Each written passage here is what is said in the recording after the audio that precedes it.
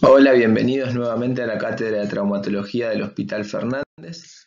Mi nombre es el Dr. Santiago Garbarini, perteneciente al equipo de rodilla, y vamos a continuar con las lesiones de rodilla.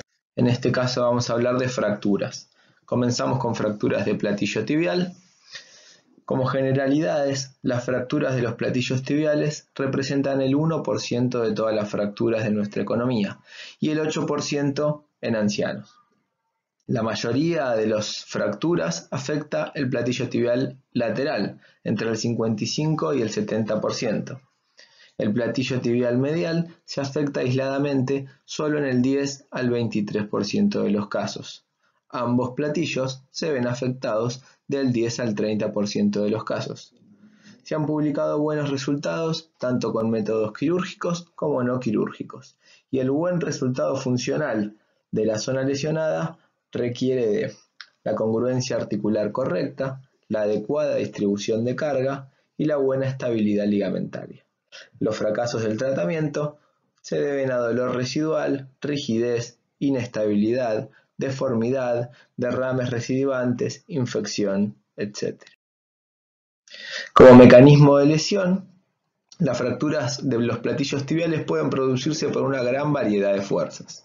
Un valgo o un varo forzados, compresión axial, como en el caso de las caídas de alturas, flexión o extensión bruscas, o mucho menos frecuente un traumatismo directo. Existen dos subgrupos de pacientes: los pacientes jóvenes con buena calidad ósea debido a mecanismos de trauma de alta energía, o pacientes ancianos en el contexto de osteopenia u osteoporosis en traumatismos de baja energía.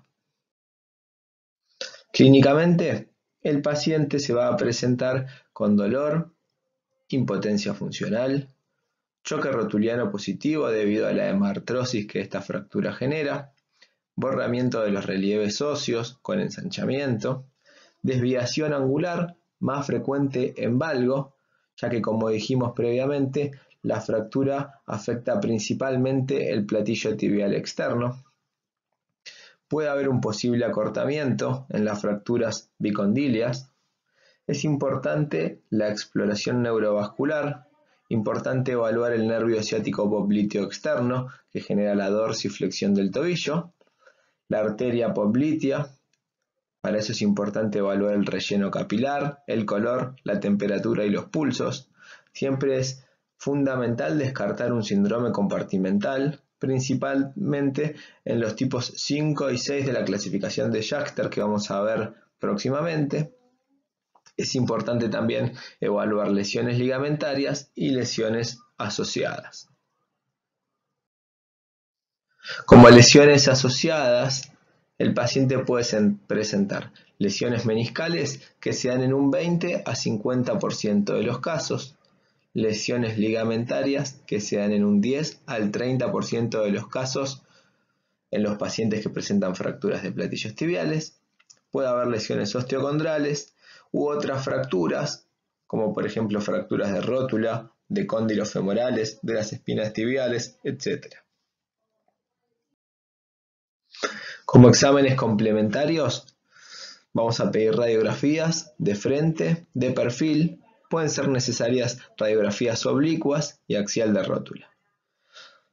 Como toda fractura articular, es de buena práctica hacerle una tomografía computada, si tenemos acceso a la misma, que nos va a permitir tener mayor claridad en cuanto a la morfología del trazo de la fractura, poder clasificarla y de esa manera elegir mejor el tratamiento. Y la resonancia magnética nos puede servir tanto como para evaluar lesiones asociadas, ligamentarias, meniscales, condrales, como también en casos en los cuales tenemos una alta sospecha por la clínica del paciente, donde no vemos el trazo de fractura en una radiografía, podemos pedir una resonancia donde se puede evidenciar con mayor claridad un trazo de fractura a veces no desplazado que en la radiografía simple nos genera alguna duda. Tenemos algunas imágenes, acá vemos las radiografías de frente con la rodilla al cenit, la rótula al cenit, perfil por convención internacional a 30 grados. Vemos imágenes de diferentes tipos de fractura. Ahí vemos cómo las radiografías de frente, cuando uno va rotando 45 grados hacia interno y hacia externo de la rodilla, es decir, radiografías oblicuas, se evidencia mejor el trazo de fractura. En la imagen de abajo hacemos una radiografía con estrés en valgo y evidenciamos la apertura y la lesión del ligamento colateral medial en una fractura de platillo. Como les dije, en la tomografía computada vamos a evaluar con mayor precisión la afectación de la carilla articular, los hundimientos y nos va a permitir poder clasificar adecuadamente la fractura. La tomografía computada también nos permite hacer lo que se denomina reconstrucción tridimensional. Y esto nos ayuda mucho para tener una mejor idea tridimensional de la fractura y para poder hacer una adecuada planificación preoperatoria. Como les dije, la resonancia magnética nos sirve para evaluar lesiones asociadas y para ver con mayor precisión algunos trazos fracturarios donde existe alta sospecha, pero que a veces en una radiografía simple no la podemos evidenciar tan claramente. En la radiografía, principalmente en las incidencias en T2, vamos a ver cómo se demarcan con muchísima precisión los trazos fracturarios. Una vez que hicimos diagnóstico de la fractura de platillo tibial, la vamos a clasificar. La clasificación más utilizada en todo el mundo es la clasificación de Schachter, que la va a clasificar en 6 tipos. Y ahora la vamos a ver.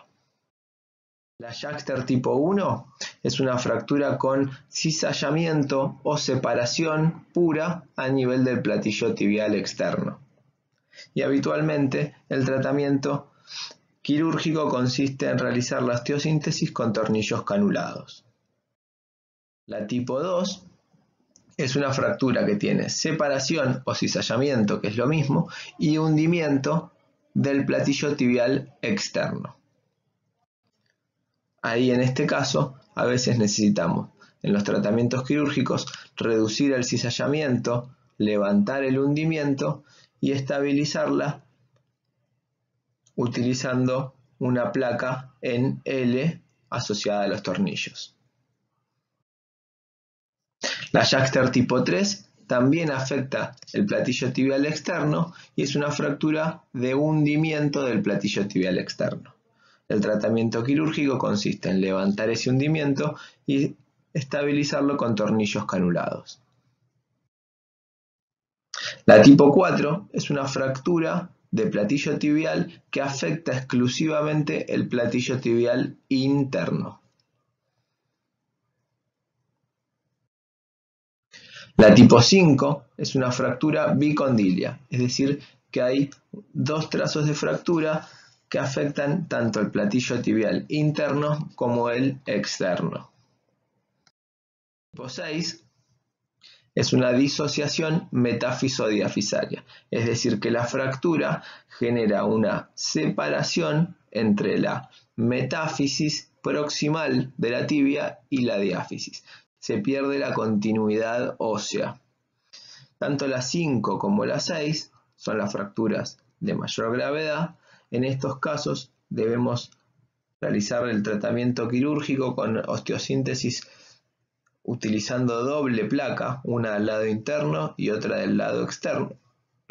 Son fracturas de mayor complejidad y son cirugías mucho más complejas. Las indicaciones quirúrgicas de esta fractura son las fracturas expuestas, el síndrome compartimental, la lesión vascular o neurológica asociada. Estos 3 puntos son comunes a todas las fracturas. Y las específicas de las fracturas de platillo tibial son las fracturas desplazadas de más de 2 a 5 milímetros, las fracturas bicondilias desplazadas y las fracturas con inestabilidad ligamentaria. Vamos a utilizar placas de osteosíntesis en L, como la que tenemos a la derecha para el platillo tibial externo, y en T, como las que tenemos del lado izquierdo de la pantalla para el platillo tibial interno. Vamos a utilizar tornillos canulados, como los que vemos en el centro, que tienen un orificio en el centro que nos permite utilizar una clavija guía y luego, una vez colocada esta clavija guía, poder pasar el tornillo en la posición exactamente deseada. Para este tipo de cirugía vamos a usar diferentes abordajes a nivel de la piel. Las incisiones para el platillo lateral puede ser el denominado en media Mercedes. Para el platillo medial, un abordaje medial recto. También para las fracturas de ambos platillos podemos usar abordajes longitudinales, mediales. Y también es importante tener en cuenta la asistencia artroscópica, que lo vamos a hacer en las fracturas de platillo tipo 1, 2 y 3 de la clasificación de Schachter. Y también es importante tener en cuenta la utilización de una técnica mini open, es decir, con mini incisiones. Acá tenemos ejemplos de las incisiones cutáneas de la vía lateral, cómo se va exponiendo la articulación usando una incisión cutánea lateral, Mercedes, cómo podemos acceder. También en fracturas de mayor gravedad podemos hacer abordajes longitudinales anteriores que nos permiten una exposición de toda la articulación.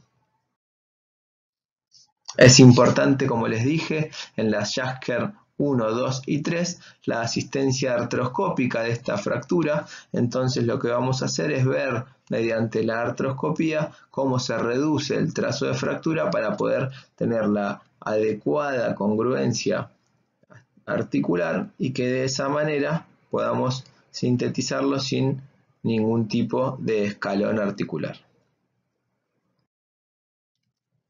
Ahí vemos un ejemplo de una fractura de Schachter 6 utilizando doble abordaje para poner doble placa. Son cirugías muy complejas donde se utiliza mucho material de osteosíntesis. Acá tenemos otra Schachter tipo 6.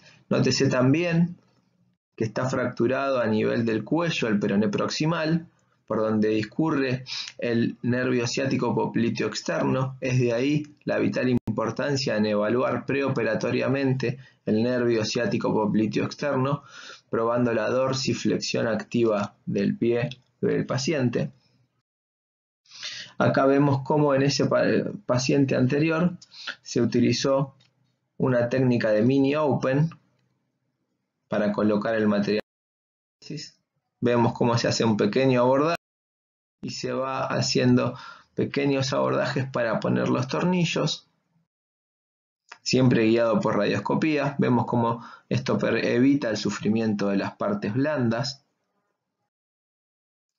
Vemos cómo se va controlando por radioscopía intraoperatoria hasta lograr el resultado deseado, recuperando la adecuada alineación de la articulación. Pasamos a fracturas de rótula. Las fracturas de rótula son el 1% de las lesiones esqueléticas, son más frecuentes en los 40-50 años de edad.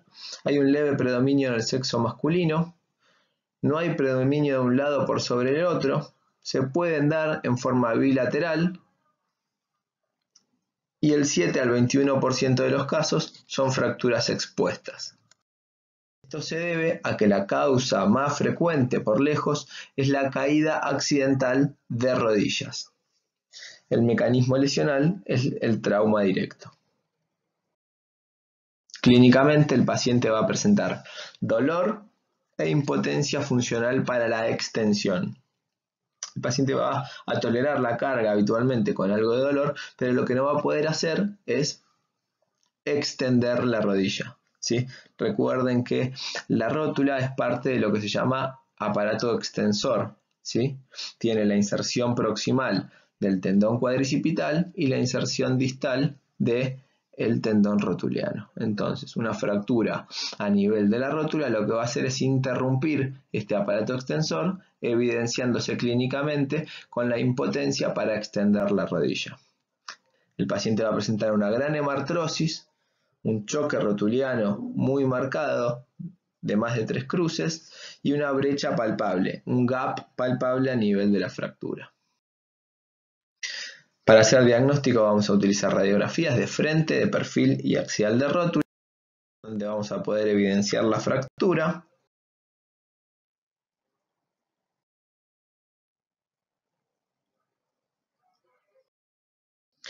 y la vamos a clasificar en base a la morfología de esta fractura, en fracturas sin desplazamiento, fracturas transversales, fracturas del polo inferior o del polo superior, fracturas con minutas sin desplazamiento, fracturas con minutas desplazadas, fracturas verticales o marginales y fracturas osteocondrales.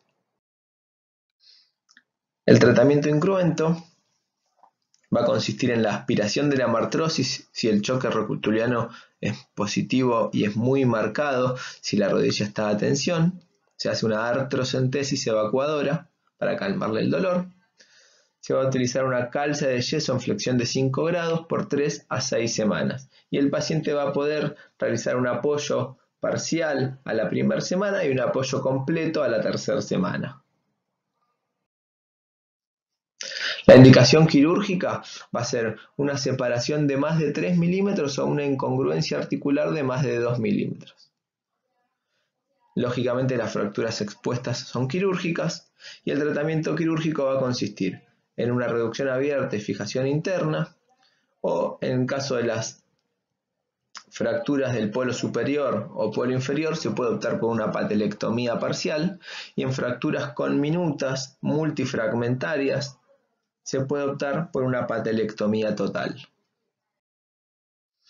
Tenemos el material de osteosíntesis más utilizado en las reducciones abiertas y fijaciones internas, que son para realizar el sistema de absorbe-tracción. El sistema de absorbe-tracción utiliza 2 clavijas y una lazada de alambre, habitualmente en 8, y lo que va a hacer es convertir las fuerzas de distracción en compresión a nivel del foco. Vemos una imagen de la técnica quirúrgica. Lo importante es reducir adecuadamente la fractura. Pasar las clavijas es importante. Como detalle técnico, una vez reducida la fractura con la pinza de reducción, palpar la carilla articular de la rótula, asegurándose de que la articulación esté completamente reducida y no haya escalones articulares. Entonces pasamos las 2 clavijas y luego el cerclaje de alambre en 8. También podemos utilizar tornillos de esponjosa o tornillos canulados para realizar la osteosíntesis. Como les dije, en caso de fracturas del polo inferior o del polo superior, podemos optar por una patelectomía parcial, como es el caso que tenemos en esta imagen, donde hay una fractura con minuta del polo inferior, se reseca el polo inferior fracturado y se vuelve a unir el tendón rotuliano al remanente de rótula que nos quedó sano. Eso muchas veces lo protegemos con un cerclaje de protección de alambre.